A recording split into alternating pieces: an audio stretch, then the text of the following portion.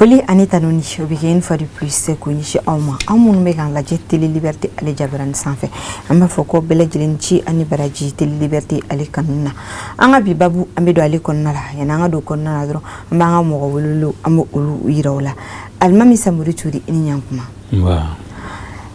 Merci une fois de plus de répondre à l'appel de la télé liberté. Si, c'est un plaisir.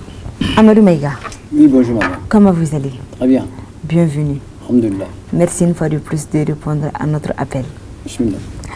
Anga bibabu ame dali konna la dron kayira ka fa anga fama o kren la munu be communication alika no ye kuna foni jezeni anga finitigo olu fanfe na fo mako dirpa olu koni bisimila leke no ye ka journaliste olu bisimila abara bela jelen kala sa dirpa ale reka siège bala no be base be ali konna la anga je anga colonel lame no colonel la Suleiman Damili anga janga lame asu be ka bara mun ke jatiga wale kelele hukumu kononana am se ka fo ni kalo dama nunu na abaraw akabo a belebele tun bɛ ka kɛ samiya kumaw de la an b'a dɔn k'a fɔ ko san tɛmɛlenw na samiya ninnu de la jatigɛ wale mɔgɔw tun bɛ dangari kɛ an ka finitigiw la mais bi in na ala barika la autoritéw ye laɲini minnu kɛ ka ɲɛsin armée ma n'u ye ka minɛnw san ka d'u ma ka ta duguma minɛnw na fo ka taa se sanfɛ minɛnw na avions na bi in na an bɛ se k'a fɔ terrain kan an bɛ se k'a fɔ tare armée malienne ye an bɛ se k'a fɔ tare malidenw ye puisque bi in na sɔrɔdasiw bɛ ka finitigilakaw bɛ ka dankari kɛ kosɛbɛ jatigɛ wale mɔgɔw la n'i ye jateminɛ kɛ kalo jan tɛmɛnen n'o ye février kalo ye ka na se ni mars kalo tɛmɛnen na baara caman kɛla terrain kan mun bɛ jatigɛ wale mɔgɔw ka taamaw nɔgɔya parce que n'i y'a mɛn i bɛ taama o y'a ye i fɛrɛlen de don bi in na an ka finitigilakaw bɛ ka dankari k'u la dankari ye ka u ɲini k'u ye u bɛ yɔrɔ min na ka dankari k'u la dankari bɛ k'u la fɛnɛ u sigidaw la ka t'olu ci pogo pour que u kana se ka sigida sɔrɔ tun donc o baaraw de bɛ ka caya terrain kan bi in na donc n'i ye jateminɛ kɛ kalo jan tɛmɛnen n'o ye février kalo ye ka na se nin kalo in ma donc an ka finitigilakaw bɛ k'u ka labɛnw lasabati kosɛbɛ terrain kan labɛn bɛ lasabati cogo di c'est que u b'a kɛ fɛn ye u bɛ se ka jatigɛ wale mɔgɔw ka taamaw la dankariko la cogo min na u bɛ k'olu boloda u bɛ ka labɛn kɛ cogo min na fɛnɛ u bɛ se ka taa sur la base de renseignement u bɛ ɲinini kɛ k'a fɔ u bɛ yɔrɔ jumɛn n'u bɛ yɔrɔ min na u bɛ wuli ka taa donc n'i y'olu bɛɛ fara ɲɔgɔn kan kalo tɛmɛnen in na n'o ye mars kalo ye an ka finitigilakaw ye opération n'an b'a fɔ opération aéroportée o 16 de kɛ opération aéroportée ye jumɛn de ye ka an ka finitigilakaw don avion kɔnɔ k'u ta o b'a sɔrɔ u ye renseignement sɔrɔ k'a fɔ tigitigi terroriste bɛ nin sigida in na ou bien terroriste bɛ nin taama in na u b'u don avion kɔnɔ ka t'u fili yɔrɔ dɔ la u bɛ kɛlɛ kɛ ka dankari kɛ terroriste la avion bɛ tila k'u ta ka taa an y'o 16 de kɛ kalo tɛmɛnen in na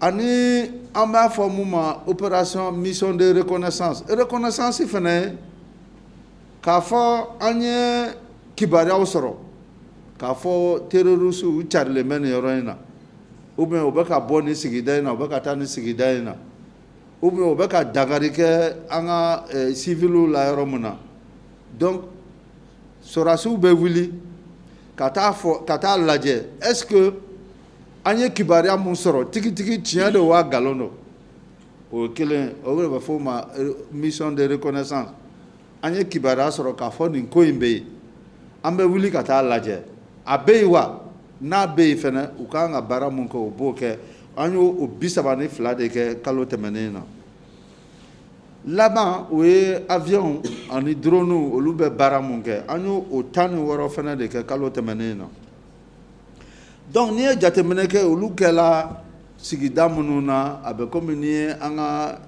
camancɛ sigidaw lajɛ Bajangara mara la Mopti mara la Bankasi Segu ni Ɲono Tenangu Jafarabe Sofara ani Djene donc opération aéroportée nu tani 32 nunu tani wɔɔrɔ du moins o kɛla olu ye sigidaw de la donc n'i ye reconnaissance offensive ta o 32 in o fana kɛla Sofara Bajangara Sevare Ɲono Menaka Ansongo Douanza Boni Gossi Djene Tenenku ani Jafarabe Bankas Mandiakoy Boura ani Kemparana donc drone ni avion an ka kɛlɛkɛ avion olu fana olu ye dankari caman kɛ n'o ye 36 ɲɔgɔn ye n'i y'o jateminɛ kɛ nin bɛɛ la n'i ye an ka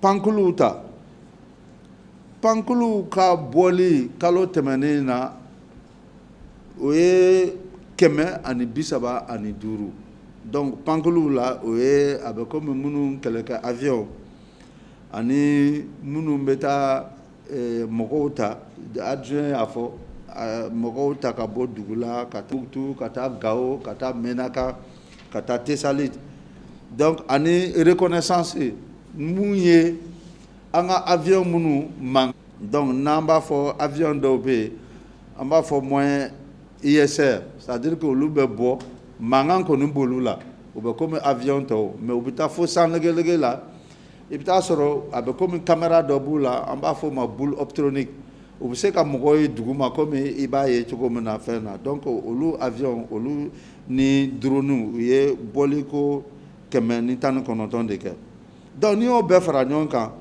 kalo tɛmɛnen na an ka pankulu u ye heure 1000 ani 180 de kɛ sanfɛla la donc mun ta ye ka mɔgɔw ta ka t'u bila wa mun ta ye ka kɛlɛ kɛ mugu jugu ci o mun ta ye ka jateminɛ kɛ sanfɛla la mɔgɔ jugu ninnu bɛ fan ɲɛma u bɛ ka mun de kɛ donc o bɛɛ faralen ɲɔgɔn kan o bɛnna heure 1000 ani 180 de ma alors n'i ye jateminɛ fana kɛ k'a fɔ ko opération in na kalo tɛmɛnen in na an ye dankari kɛ jatigɛwale mɔgɔ 168 de la donc k'a fɔ minnu welewele bilala minnu ma sika kɛlen b'u la o ye mɔgɔ 91 ye donc n'i ye maramafɛnw ta k'a lajɛ maramafɛn 54 o de bɔsila jatigɛwale mɔgɔw la donc n'i ye bolimafɛnw lajɛ mobili 19 soit dankari kɛl'olu la k'u jeni ou bien u minɛna jatigɛwale mɔgɔw la ani moto 38 donc dugu jukɔrɔ mugu jugu an ye o 13 dankari kɛl'o la terroriste ka base o 20 de fana ci la bɔgɔbɔgɔ donc n'i ye o lajɛ yɔrɔ o kɔni an tɛ se k'o baara bɛɛ kɛ ni tiɲɛni fana ma don an kun dɔɔni mais tiɲɛni ninnu o tɛ komi u nana ka kɛlɛ kɛ directement k'a fɔ k'u bɛna u tun b'a kɛ cogo min na ka faamaw attaquer tiɲɛni ninnu sɔrɔla u kelen bɛ k'a kɛ sisan u bɛ mugu jugu minnu bɛ fili à 20 km minnu bɛ fili 30 km donc n'an b'a fɔ olu ma obus donc u bɛ ka olu de fili olu de ye an ka dankarikan na kosɛbɛ kalo tɛmɛnen na donc dɔ kɛla Sunpi alors dɔ kɛla b'a dɔn dɔ kɛla depuis kuma dɔ la Acharan jateminɛ fana kɛla sisan u dɛsɛlen bɛ sisan hali dugu jukɔrɔ mugu jugu la sisan postuw bɛ yɔrɔ min na u b'a dɔn an ka mɔgɔw yɛrɛ bɛ taa u sigi yɔrɔ min na c'est comme poste de contrôle u bɛ taa mugu jugu de kɛ yiri sanfɛ sisan donc o fana y'u ka mode d'action dɔ ye jateminɛ kɛla k'a fɔ an ka postuw bɛ yɔrɔ min na hali juma tɛmɛlen na n t'a dɔn Gundam ou bien Burem de sɔrɔdasiw bɛ sigi non gendarmew ni polisiw bɛ sigi poste min na ka sira kɔlɔsi u taara sɔrɔ yiri dɔ kɔrɔ u kɛlen ka mugu jugu kɛ jiri sanfɛ donc aw bɛ n'aw sigi n'a ma sanfɛla lajɛ aw sigilen tuma min u bɛ mugujugu ni déclencher o bɛ dankari k'an ka mɔgɔw la donc jateminɛ fana kɛlen b'o la sisan k'a fɔ k'o fana kɛlen b'u ka taabolow de ye donc o hukumu de la an ka faamaw tan olu bɔnnɛliw niw na donc k'a fɔ olu n bɛ segin a kan a ma kɛ k'a fɔ k'u nana ka faamaw attaquer de an b'a fɔ cogo min na frontalement i bɛ taa sɔrɔ u ye mugujugu ninnu minnu obiw minnu bɛ fili kilo 20 kilo 30 kilo 40 u y'olu de fili ka na an ka sigidaw la kan dɔw kɔnɔ donc o de ye an ka banniw caya nin na comme an b'a fɔ cogo min na n'i y'a mɛn armée c'est que civiliw de bɛ yen population de bɛ yen an bɛ minnu lakana an ka opération fanba o ye an bɛ se ka dɛmɛ don population civile ma cogo min an bɛ se k'a kɛ cogo min na population civile bɛ se k'a ka taa ni ka segin kɛ u bɛ se k'u ka baaraw kɛ cogo min na ni dankari ma k'o la donc o hukumu kɔnɔna na an ye misi 100 ɲɔgɔn na ko o minɛ Sevare mara la o fana la jatigɛ wale mɔgɔw de nana ka na dugu dɔ la n'a bɛ f'o ma ko Kapio ka na misi a ka ca ni misi 100 ye donc o daraki dugulamɔgɔw la faamaw informelen olu fana wulila ka tugu kɔ u tugulu kɔ mun na u ye échange de tir dɔw kɛ mais jatigɛ wale mɔgɔ ninnu bolila a bɛ se k'a kɛ comme jatigɛ wale comme adjoint a fɛ cogo min na mais bi bi in na kɔlɔsi kelen bɛ k'a fɔ tiɲɛ don jatigɛ wale mɔgɔw bɛ yen mais mɔgɔ juguw fana n'an b'a fɔ olu ma bandiw olu fana bɛ k'u ka baara kɛ c'est vrai que jatigɛ wale mɔgɔw bɛ mɔgɔw ka bagan suɲɛ u bɛ mɔgɔw tɔɔrɔ mais bandiw fana n'i ye jateminɛ kɛ mobiliw caman bɛ jɔ sira la cogo min na i bɛ taa sɔrɔ bandiw de don k'a sɔrɔ jatigɛ wale mɔgɔw tɛ donc u y'u gɛn ka taa misi ninnu minɛ o la mun ye jaka ye n'an b'a fɔ ko zakat faamaw ye o bɔrɔ 20 100 kilo bɔrɔ ɲɔgɔn 20 k'o minɛ jatigɛ wale mɔgɔw la kaba bɔrɔ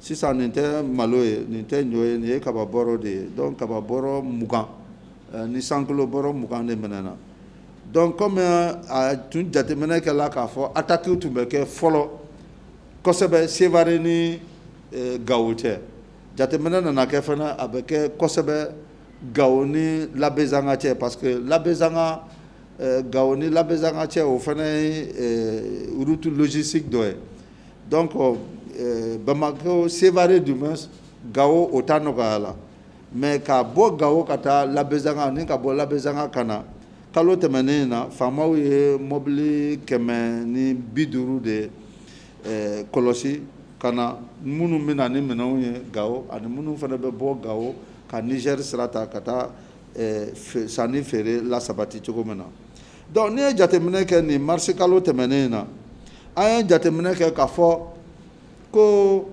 attaquew sisan a tɛ comme u bɛ attaque frontale kɛ bon n'i ye minnu fana ye jateminɛ kɛla fana minnu fanga dɔgɔyala parce que n'u y'a don cogo cogo an ka jeune mɔgɔw olu bɛ taa siraw sɛgɛsɛgɛ minnu bɛ yɔrɔ min na u b'a bɔ mini ninnu a tɛ don sɔrɔsiw dɔrɔn kama a bɛ don civiliw fana kama parce que i bɛ taa sɔrɔ civil caman fana bɛ yɛlɛ mini ninnu kan k'u taɲa donc nin kalo tɛmɛnen na vraiment an bɛ se k'a fɔ incident EU k'a fɔ mɔgɔw yɛlɛla mini k'a dɔgɔyala donc 5 de kɛla mais n'i y'a mɛn k'u ye attaque mun kɛ o ye ka obiw de fili ou bien ka taa an ka poste de contrôle la gendarmew ni policiers ni douaniers ni eaux et forêts bɛ yɔrɔ mun na an b'a fɔ olu de ma cible mort c'est à dire que mɔgɔ caman jɛrɛlen tɛ yen olu bɛ baara dɔ de kama pour que ka mɔgɔw ka taa ni ka segin k'o lasabati siraw kan ani ka essayer ka mobili minnu bɛ ta est ce que u bɛ norme na u tɛ norme na donc olu tɛ tɛmɛ mɔgɔ 10 mɔgɔ 5 mɔgɔ 6 donc an ye jateminɛ kɛ k'a fɔ u bɛ ka taa olu de attaquer sisan parce que pour montrer que an b'a fɔ k'a fɔ an bɛ ka dankari k'u la mais olu fana b'a jira k'a fɔ a y'a fɔ a bɛ ka dankari k'an na mais an bɛ yan hali bi donc o kana a kɛ ni jatigɛ ye population ma an b'u faamu an b'a faamu mais il se trouve que population de t'a faamu kosɛbɛ parce que n'a fɔra ko monter en puissance a bɛ mɔgɔw ɲɛna ko hali bi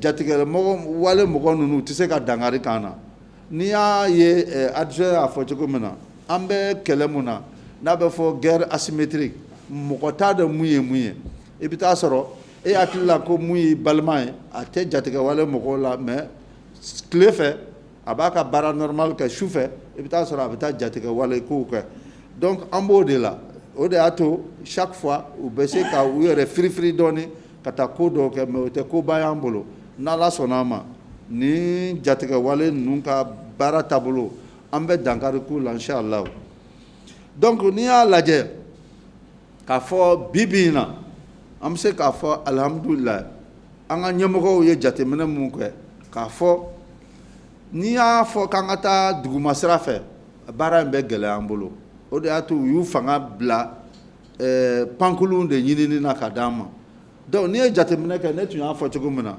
pankulun ye bɔli mun kɛ vraiment an bɛ se k'a fɔ olu de bɛ ka monter en puissance de lasabati kosɛbɛ an y'a fɔ ko Mali a territoire ka bon n'i y'a fɔ ko sennamɔgɔw finitigilamɔgɔw k'u ka wuli mobiliw la ko k'a fɔ yɔrɔ jan dɔw bɛ yen k'u ka t'o sɔrɔ a bɛ gɛlɛya mais ɲɛmɔgɔw ka baara de kɛlen k'a kɛ bi bi in na yɔrɔ tɛ yen bi ko faamaw tɛ se ka se yɔrɔ min na o tɛ yen ni sennamɔgɔw ma se ka se yɔrɔ min na an ka pankuluw bɛ se yen u bɛ taa baara kɛ donc o de y'a kɛ n'i ye jateminɛ kɛ pankuluw ye baara mun kɛ kalo tɛmɛnen na ani kalo jan tɛmɛnen na vraiment a fanga ka bon donc o de bɛ an ka monter en puissance ni lasabati kosɛbɛ o de bɛ k'an ka monter en puissance ni jira diɲɛ mɔgɔw bɛɛ la hali ni minnu t'a fɛ k'a kuma mɛn an kɔni bɛ ka monter en puissance voilà donc n'i ye jateminɛ kɛ monter en puissance ni a man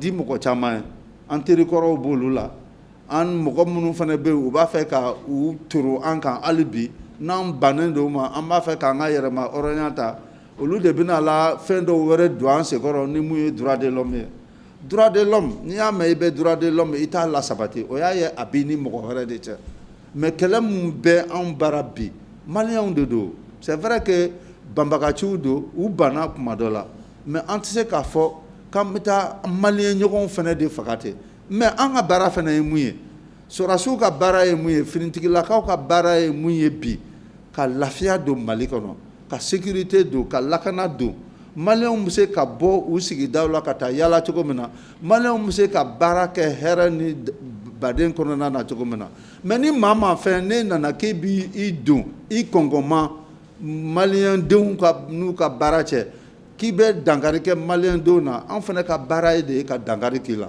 donc hali n'i ye maliyɛn n'i bɛ k'o taabolo ta anw finitigilakaw fana an bɛ dankari k'i la n'o tɛ an tɛ wuli ka taa ko nin ye maliyɛn ko nin ye siya dɔ ye nin ye siya dɔ ye k'an bɛ taa dankari k'i la n'i ye jateminɛ kɛ an ye opération ba dɔw kɛ Wankoro nin y'a tile 15 ɲɔgɔn ye tile 15 opération ba dɔw kɛla vers la frontière Wankoro yɔrɔ la bon an ka jamanaden dɔw wulila k'a fɔ bon an taara mɔgɔ faga an ye mɔgɔw denmisɛnninw yɛrɛ b'a la tiɲɛ kuma tɛ tiɲɛ kuma foyi t'a la tiɲɛ kuma kisɛ kelen t'a la u taara Wankoro u kɔni ye mɔgɔw minɛ ni dugutigiw b'o la maires b'o la parce que ni information sɔrɔla k'a fɔ nin bɛ taa nin bɛ taa nin tigi bɛ taa nin bɛ taa an bɛ taa mɔgɔw minɛ kɛ mais sɛgɛsɛgɛli de bɛ kɛ mɔgɔ ma minɛ k'a fɔ k'u fagala tɛ u minɛna ka t'u di gendarmew ma gendarmew ye sɛgɛsɛgɛli kɛ minnu kan ka bila olu bila la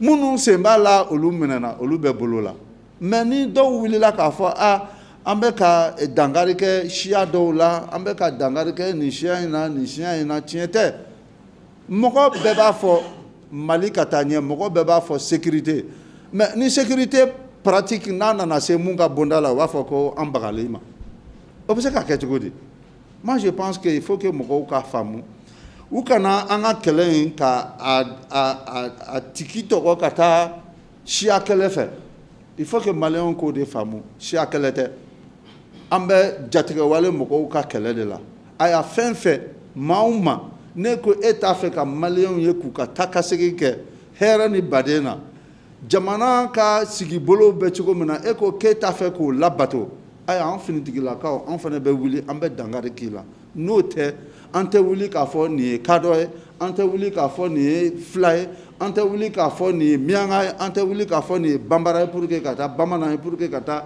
dankari k'i la n'i y'i bila anw tiɲɛ anw ɲɛma k'a fɔ anw t'an ka baara kɛ ou bien anw t'an ka dugulamɔgɔw lakana anw fana an bɛ dankari k'i la faut que maliyɛnw k'o faamu siya kɛlɛ tɛ an bɛ jatigɛwale mɔgɔw de ka kɛlɛ la ni mun kɛlɛ o kɔnɔ il faudrait pas que mɔgɔw k'o ta ka t'o bayɛlɛma cogo wɛrɛ la ka n'a fɔ k'u bɛna dankari kɛ an fininatigiw la vraiment an bɛɛ ye maliyɛn de ye an tɛna taa dankari kɛ maliyɛn dɔ la ten fu k'a sɔrɔ a tigi ma fɛn kɛ donc n'i ye jateminɛ kɛ fɛnɛ jamana lakanali la sabatili la an y'a ye ministre autorités y'a yamaruya ka kan dɔw dayɛlɛ yɔrɔ dɔw la yɔrɔ caman na pour que lakana bɛ se ka sabati cogo min na o hukumu kɔnɔna de la kalo tɛmɛnen kilo 14 ministre de la défense taara kankura Koroba Kariwa m'a dɔn a bɛ fɔ cogo di voilà donc o taar'o kɛ Buguni première pierre bamanankan na a bɛ fɔ cogo di ok donc ka taa a biriki fɔlɔ da o kɛla Buguni donc Buguni o kan in kan ka kɛ kan blendew a tɛ an ka kɛlɛkɛ mɔbili girimanbaw donc o kan de kan ka kɛ Buguni comme a bolo dalen bɛ yɔrɔ caman na mais Buguni ta de kɛla nin kalo tɛmɛnen na. Nin tun ye colonel Sulemani Danbele ale kumakan ye n'ale JIRPA ale ɲɛmɔgɔna Fumakolo directeur de la JIRPA ale kumakan don ale ta kɔfɛ dɔrɔn sa an ka kuma tɛnku an ka mɔgɔ wele la Alimami Samori Turi la JIRPA a ye bisimilali kɛ n'o ye kunnafoni dinaw ye kuma caman fɔ kɛrɛnkɛrɛnnenya se que les femmes ont eu à faire le mois de mars c'est-à-dire le mois passé i bɛ se ka mun de fɔ an y'a kan an y'a ye u ye fangaba minnu kɛ u ye effort minnu kɛ n'o ye ka fɛn caman n'o ye an ka mɔgɔ minnu bɛ yen n'u k'u tɛ Mali fɛ Mali jugu k'olu neutraliser. Bon u y'o baara minnu kɛ n'u y'a fɔ ka kunnafonidilaw wele ka ɲɛf'u ɲɛna vraiment o ye fɛn ɲumanba de ye parce que a bɛ se ka jamanadenw hakili sigi o ye kelen ye et puis filanan mɔgɔw bɛ se k'a faamuya baara bɛ kan ka kɛ cogoya min na parce que sɔrɔsiw n'u ka stratégie don ani anw minnu tɛ sɔrɔsi ye an hakilinaw tɛ kelen ye bon donc comme i y'a fɔ cogo min na explication ninnu di o explication ninnu anw kunnafonidilaw an tun b'a fɛ yɔrɔw dɔ ka k'a la olu ka bɔ image la an k'o ye video ka k'a la o ka bɔ an k'o ye puisque a b'u bolo a bɛ se k'an permettre aussi ka commentaire k'a kan ka mɔgɔw la faamuya k'a fɔ kɛlɛ daminɛra nin yɔrɔ in na awa nin de u sera ka nin de kɛ comme u y'a fɔ cogo min na n'u k'a fɔ u ye mɔgɔ hakɛya mɛn n'u y'o mina u ye minɛn hakɛya minnu mina u ye a minɛ u ka kɛlɛkɛminɛn jugu ninnu minnu latiɲɛ u y'olu bɛɛ di il faut que an fana k'olu ye image la u k'a bɔ k'a yira pour que an bɛ se ka a faamuya cogo min na parce que an b'a dɔn k'a fɔ o ni ka stratégie de guerre k'o divulguer o n'o tɛ ɲɔgɔn ye sira la n'i ye awa kɛlɛkɛminɛn mina a bɛ se ka kɛ awa mitraillette ye a bɛ se ka kɛ canon a bɛ se ka kɛ mobiliw ye mɔgɔ minnu fana nana bon an ni mɔgɔ minnu b'a kɛlɛ kelen na don o don olu ka journal b'a yira k'a fɔ awa frappe minnu kɛra u b'a yira image la minɛn minnu minɛna u b'a yira bon o bɛ kɛ sababu ye ka vraiment anw min ye kunnafonidilaw ye ka ko fɔli nɔgɔya an bolo awa jamanadenw ye a bɛ kɛ sababu ye fana jamanadenw fana hakili bɛ se ka sigi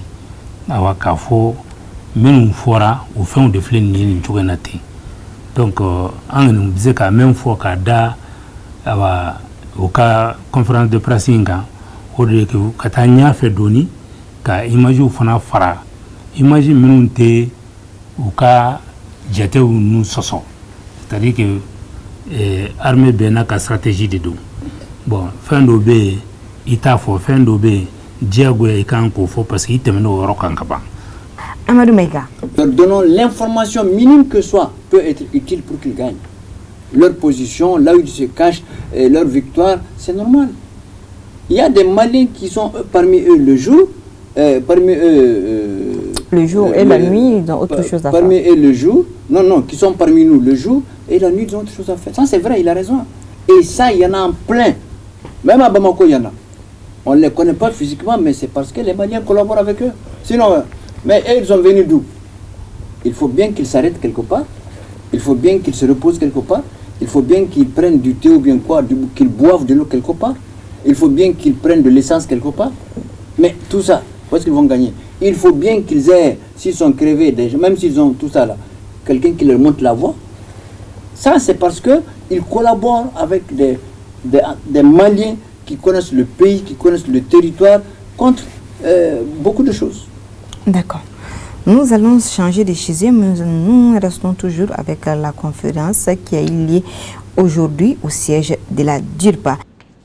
En jugu bɛ k'a fɔ cogo min na ko Mali isolé don Mali ni Russie tɛ Mali ni mɔgɔ si tɛ ka baara kɛ an tɛ se ka taa yɔrɔ la mɔgɔ tɛ n'an bara n'a ye jateminɛ kɛ don o don i bɛ taa sɔrɔ farajɛlakaw délégation dɔw bɛ na n'u ma taa jamanatigi bara u bɛ taa ministre de la défense bara u bɛ taa affaires étrangères bara donc o hukumu kɔnɔna de la an ni chinois bɛ ka baara mun kɛ n'u bɛ k'an dɛmɛ u ka expert naani olu tun nana u ka mission bantɔ de kun don donc ministre ye médaille d'u ma n'o ye médaille mérite national avec effigie lion debout ye ka tila ka lettre de félicitation d'u ma donc nin bɛɛ ye k'a jira mɔgɔw bɛ ka mun fɔ ko Mali isolé don jamana ɲɛmɔgɔw bɛ ka taabolo mun ta k'o man di jamana tɔw ye u bɛ ka mɔgɔw lasiran k'a fɔ nin bɛ tan nin bɛ tan nin bɛ tan nkalonfin n'i ye jateminɛ kɛ Chinois bi yan cogo min Russiw bi yan cogo min Chinois bɛɛ yan ten Allemands fana bɛɛ yan jamana bɛɛ mɔgɔw bɛɛ yan n'i ye télévision lajɛ i bɛ taa sɔrɔ don o don délégation dɔ de bɛ na Mali kɔnɔ donc n'i y'a ye mɔgɔ juguw b'a fɔ ko Mali isolé don tiɲɛ t'a la Maliens k'u da u k'u hakili sigi kalo in tɛmɛnen fana tile 17 chef d'état-major des armées ale tugula ministre kɔ Burkina u ni ministre bɔlen o dugusajɛ chef d'état-major fana t'a la Mariam y'a fɔ cogo min na an ka pankuru fɔlɔ la n'an tun ka hali ɲɛmɔgɔw bɛ taama kɛ f'an tun ka a fɔ aya karisa i tɛ an dɛmɛ ni avion ye karisa i tɛ nin ɲɛnabɔ an ye bi bi in na an ka sira t'o la a kɛla ministrew ye o a kɛla sɔrɔdasiw ye o fɛn fɛn mana wuli an yɛrɛ ka avion de bɛ a boliboliw kɛ donc o fana na u taara ka taa bɛnkan de kɛ alors depuis kuma dɔ la opération bɛ Mali ni Burkina cɛ parce que an y'an tɛgɛ di ɲɔgɔn ma a faamuna k'a fɔ kɛlɛ in mɔgɔ kelen tɛ se k'a kɛ jamana kelen tɛ se k'a kɛ n'i ye jatigɛwale mɔgɔ ninnu jateminɛ u bɛ tɛmɛ frontières ni ɲɔgɔn de cɛ n'a chauffeur da la u bɛ boli ka taa frontière dɔ na n'a chauffeur u la u bɛ n'a ye donc Mali ni Burkina an de y'an tɛgɛ di ɲɔgɔn ma an bɛ se ka jatigɛwale ninnu kɛlɛ cogo min na donc o de bɛ sen na sisan ani nin y'a siɲɛ fɔlɔ ye fana armée malienne an ko an bɛ exposition photo kɛ exposition photo o ye mun ye ça c'est pour que ka Maliens n'u ka armée gɛrɛ ɲɔgɔn na hali bi nin y'o wale dɔ ye an bɛ mun na bi pour que Maliens k'a faamu an ka finitigilakaw bɛ ka baara mun kɛ o tɛmɛlen kɔ an bɛ action caman kɛ min ye action civilo militaire ye c'est comme adjoint y'a fɔ cogo min na ni ye jateminɛ kɛ an ka kɔrɔnfɛmɔgɔw armée lɛri b'olu ka taa ni ka segin kɛ cogo min na o tɛ biko ye depuis wale la armée lɛri de bɛ a bɛ fɔ cogo min na désenclavement o de b'o kɛ nord région hali k'a sɔrɔ jatigɛ wale kɛlɛ in tɛ i bɛ taa sɔrɔ fɔlɔfɔlɔ la a tun ka gɛlɛn i bɛ taa sɔrɔ banabaatɔw olu tɛ se ka sira in kɛ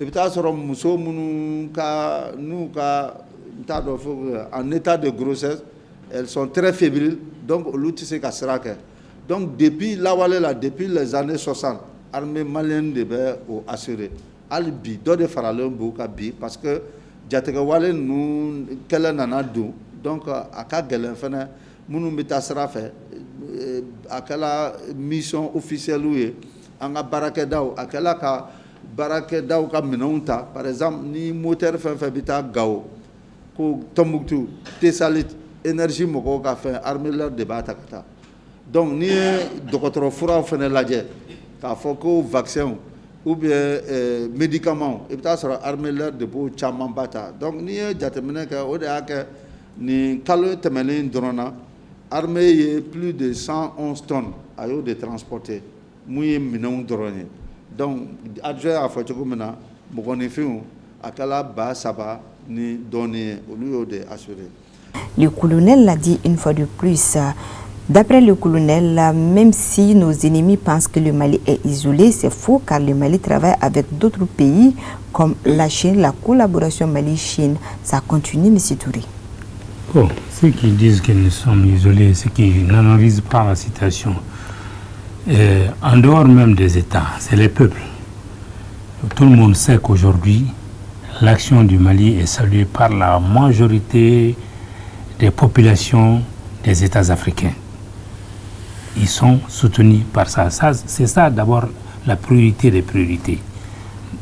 Le peuple malien d'abord, les autres pays africains, mais quand il s'agit des chefs d'État qui sont membres de la CEDEAO, qui sont sous l'ordre du gouvernement français, nous, ça ne nous regarde pas. Ça. Ce qui nous regarde, c'est que nos dirigeants, la transition, ont réussi leur pari. En tout cas, le départ est réussi. Et c'est l'inverse qui se produit aujourd'hui, contrairement à ce que nos ennemis ont eu à dire. Par conséquent, je pense que c'est ça la priorité des priorités. Ils peuvent dire tout ce qu'ils veulent. Si sur le terrain, nous sommes en train d'avoir de victoire en victoire, c'est ça l'essentiel pour nous. Ce n'est pas ce qu'on dit. Ça, c'est pour faire des diversions. Ça ne sert à rien. Aujourd'hui, nous sommes dans une voie que le peuple malien commence à respirer. Les Africains commencent à respirer parce que tout le monde sait que le combat dans ces pays-là, ça ne peut réussir que quand le Mali parvient à réussir son combat. Par conséquent, nous ne tenons pas compte de ça. Pour ce qui concerne la Chine est un allié, ancien allié de notre pays.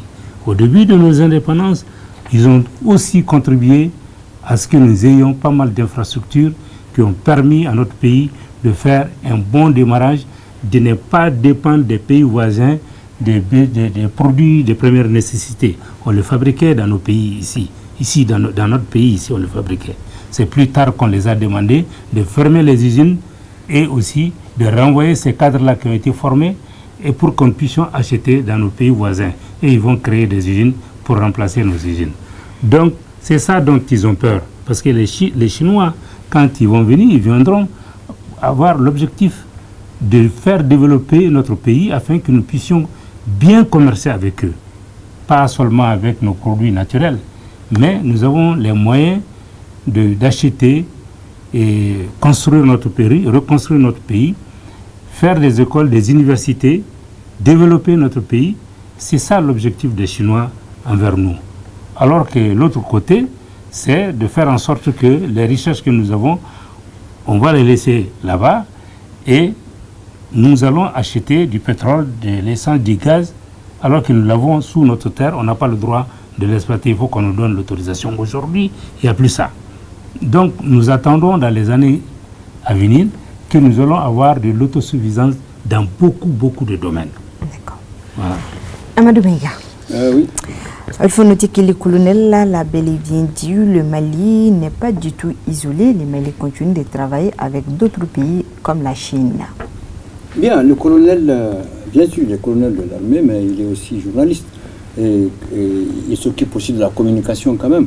Alors, sinon, pour dire que le Mali n'est pas isolé, s'il dit ça comme ça, je crois, moi, qu'il part dans un domaine militaire. Sinon, le ministre des Affaires étrangères est mieux indiqué pour nous dire que le Mali n'est pas isolé, tout comme Touré vient de dire les Maliens.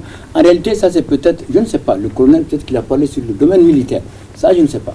Mais ce qui est certain, c'est que quand on voit ce qui s'est passé entre le Mali et beaucoup d'autres pays et qu'ils sont renvoyés, alors qu'en réalité, comme tout le monde le dit, on ne peut pas être seul. C'est pas possible. On ne peut pas vivre seul, débarrassé de tout le monde dans un monde, même pas le Mali, aucun pays. Aucun pays. Aucun pays. Maintenant, au niveau des peuples, mais il n'y a pas de problème. Les peuples là, ils vont tous les jours, on prend l'avion, ils vont tous les jours. On va là où on veut, on va en Afrique, on va en Europe, on va en Asie, les gens vont en France. Hein. Le peuple français n'a rien à voir, il n'y a aucun problème. Le Mali n'est pas isolé. Mais ça, c'est de la communication de guerre. Ça, c'est quand même... c'est un colonel qui parle, c'est pas n'importe qui. Il sait ce qu'il dit. Mais moi, je pense qu'il parle dans le contexte toujours des résultats qui sont en train d'être acquis, contexte militaire. Maintenant, la Chine, mais ça, c'est un ancien... Le troisième pont, c'est la Chine. Hein. Si on commence à citer, c'est même pas la peine de partir très loin. Le troisième pont, c'est la Chine. Et comment dirais-je, Ségou, Bamako, là, pour se limiter à ça, tout ça, c'est la Chine. Il y a beaucoup d'autres. Comme Touré l'a dit, je crois que même les pharmacies qui étaient là, beaucoup, c'est la Chine. La Chine, c'est pas possible. C'est un ami du Mali. L'usine textile, exactement, la sucrerie de Dougabourou, l'usine pharmaceutique. Ça, c'est... Bon, il y en a plein. Donc, vraiment, la Chine, lui, c'est sûr qu'il part dans le domaine militaire. Nous, on ne connaît pas leur coopération. Mais on sait ici que la Chine, là, c'est un ancien partenaire. Peut-être que c'est l'Allemagne seulement qui est le premier pays qui a connu le Mali indépendant. En tout cas, la Chine est un des amis du Mali. Il y avait deux Allemagnes à l'époque. Oui, tout à fait. Nous, nos alliés, c'était l'Allemagne de l'Est. Tout à fait. Voilà, pas l'Allemagne fédérale. Ça, c'est le premier pays qui a reconnu le Mali indépendant. Donc, le colonel, il est dans son sujet, il maîtrise ça, il connaît, il a raison. On n'est pas isolé, hein? Non. Pas du tout, d'après le colonel. Maintenant, nous allons parler de l'incivisme avec Almami Samori Touré, toujours pour sensibiliser. Oui, il faut sensibiliser la population par rapport à tout ce qui est comme devoir civique. Les sensibiliser pour qu'ils sachent ce qui est leur droit et ce qui est leur devoir aussi. Et cette sensibilisation, nous ne pouvons pas le laisser, il faut qu'on continue à le faire. Parce que tous les jours, il y a un jeune qui devient adulte, qui va avoir 18 ans. Tous les jours, il y a des milliers de jeunes qui vont avoir 18 ans et qui ont besoin de savoir, de connaître comment il faut se comporter. On n'est pas avec, c'est en apprenant qu'on... Le civisme, l'incivisme, on n'est pas avec. Et c'est qu'on apprend au fur et à mesure. D'accord. Alors c'est pour cela qu'il y a une nécessité à ce que la sensibilisation soit permanente. Voilà. Amadou Mega, toujours pour sanctionner. Oui, mais attends, je ne me retrouve pas dans ce que tu dis. Parce que l'éducation au Mali, c'est la plaie. C'est la plaie. Tout le monde, nous tous, on le dit. On le reconnaît, on le voit, mais personne n'agit. Ça va être quoi? La pagaille, le désordre, le laisser aller. Chacun se croit tout permis. Et c'est ça aujourd'hui au Mali. C'est ça, la réalité, c'est ça au Mali. Le Malien, nous voulons être libres, indépendants, faire tout ce qu'on veut, en créant exactement ce que Touré vient de dire, en faisant tout ce qui est interdit. Tout ce qui n'est pas permis est interdit. Hein. Donc nous, on ne fait que, dans le carré, je viens, je coupe, je fais des gendarmes couchés devant ma porte, tu fais devant ta porte, mais c'est ça l'incivisme. Le goudron, là, on le dit que c'est pas pour nous, c'est l'argent. Les motocyclistes, là, qui ne circulent pas sur le goudron, là, leur voie, qui n'ont même pas de vignette. Moi, je ne sais même pas pourquoi le maître du cycle a prolongé jusqu'en avril encore. Mais il faut commencer à les sanctionner. Tant qu'on ne les sanctionne pas, les motos, les saisir, amener au GMS. 25 000 francs par moto. Wallah, celui qui paye 25 000 demain, il va s'arrêter au bout de la rue, en rang pour passer. Il ne va jamais venir occuper le goudron comme ça, les voitures ne sont... Non, attends, c'est la pagaille. Ça, c'est pas de la sensibilisation. Tous les jours, on dit, il faut les faire payer. Il faut les prendre partout. Les policiers, même qui les prennent là, il ne faut plus les mettre de service là-bas. Il faut les remplacer par ceux qui les prennent. Il faut les saisir. 25 000 francs par moto. Première saisie. Deuxième saisie, 50 000. Troisième saisie, mettre la moto à la gensère. D'accord. Tu ne veux pas te substituer à ceux qui décident de nos textes. Mais je suis un citoyen, je propose. Oui, bon, j'ai le droit. Si c'est une proposition, on peut comprendre. Mais je propose. Voilà, mais moi je pense que... Mais vous, sensibilisation tous les jours, ça augmente, ça ne diminue pas. Oui, il y a une chose qui est là. Si réellement la majorité écrasante des Maliens faisait l'incivisme, c'était fini pour le pays. Il faut savoir que c'est un petit pourcentage qui sème tout ce qu'il est en train de faire. Ah non, mais moi je suis C'est désolé. ça la réalité. Moi je suis désolé. Non, c'est non, pas non, tout le monde. Non, je suis désolé. Tout le monde n'est pas. L'incivisme, c'est pas dans la circulation. Non, C'est non, ça. non, non, non, non. Au Mali aujourd'hui, c'est la majorité. Non. Si. Ceux qui sont chargés même d'appliquer les règles, les lois au Mali. Le Mali, le Ça, problème c'est même. qui? Il y en a pas. Si on fait l'enquête, même maintenant si on sort le goudron, on va voir quelqu'un à garer la voiture, vitre fumée, téléphone. Les gens klaxonnent, disent quittez la dégager. Ça c'est chaque minute. Ben, ça Dans c'est le une cadre- personne qui le Non, fait. c'est pas. Non. Si tout le monde ne C'est fait pas pas une ça. personne, hein. Hein? Non. En tout cas, Tous ceux- sur 100, quand même, c'est une personne Non, qui fait non, ça. non, Ça non, arrive non, au non, bout non. du Tous drone ceux qui avec sont ta chargés- voiture fumée. Non, tous Non, ceux mais- qui- non, c'est un exemple parmi tant d'autres. Oui, j'ai compris. Et je te dis, il faut qu'on soit franc entre nous. La sensibilisation, on a dépassé le stade par rapport à la circulation des motos, là, on a dépassé ce stade. Ça va nous dépasser et c'est très grave. Il faut que les mairies là, sortent pour intervenir. Je prends l'exemple des femmes qui balayent le goudron. Mais c'est pas à 8h, à 10h, à 16h qu'il faut balayer. Eh ben, c'est quoi? C'est pas à 10h, 8h qu'il faut balayer. Par ailleurs, là, quand tu te lèves 4h du matin, les rues sont propres. Sur ce point, je suis d'accord avec Mais toi. il y a beaucoup comme ça. Ok, C'est pas là-bas c'est ce seulement. qui met fin à notre débat d'aujourd'hui. Nous vous donnons rendez-vous demain. D'ici là, une fois de plus, nous disions merci beaucoup à Almami Samori Touré de répondre tout le temps à l'appel de la télé-liberté. Merci beaucoup, monsieur Touré. Merci à vous. Amadou Maïga, Il faut les sanctionner. un grand merci, Merci. de répondre tout le temps à notre appel. Au revoir et on se dit à demain pour plus de débats.